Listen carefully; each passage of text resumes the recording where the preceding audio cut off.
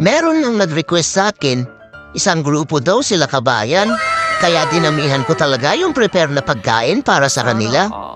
Kaso itong sila kabayan, hindi sila Sharon, kasi wala silang plastic. Tuwang-tuwa lang tong si kabayan habang nagbibideo sa akin. Sabi ko nga sa kanila, okay lang kabayan kahit wala kayong dalang plastic na yon. Basta sa susunod, magdala kayo ng plastic ha. Kasi nauubos na yung plastic na dinonate sa akin ni Kuya Abet at saka nung iba pa. Eto nga si kabayan, busy siya kabibidyo kay Mamang Guard habang nagkukwento. Sa sobrang daldal talaga ni Mamang Guard, napapasarap yung kwento ko. Kaya pasensya na kayo mga kabayan, sobrang daldalam talaga ni Mamang Guard. Sabi ko nga kila kabayan, hindi ko na sila pagtatagalin kasi kailangan na magpahinga ni Mamang Guard.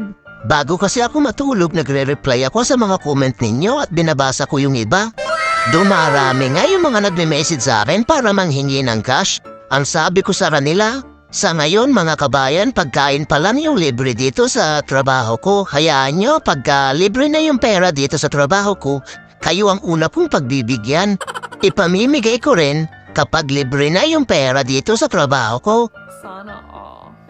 Sa ngayon, pagkain pa lang yung kaya kong ipamigay, kaya suportahan nyo pa ako mga kabayan. Tinatanggap ko po lahat ng klase ng donation ninyo mga kabayan para maibigay din natin sa mga nangangailangan. At sa mga gustong mag-send ng star dyan sa mga video ko, mag-send po kayo ng star para makatulong tayo sa ating mga kababayan na nanangailangan. Huwag kayong mag-alala mga kababayan, itutulong ko rin po yan sa ating mga kababayan. At sobra ako nagpapasalamat sa mga suporta ninyo mga kabayan. Okay, ma'am. Maraming salamat po kay Mamang Guard dito po sa binigay mong food and lahat po kami ay nag-enjoy sa iyong binigay. Sana po ay marami ka pa pong matulungan. And hope po na mabless ka pa po sa magandang motive na nasa puso mo. Thank you again po.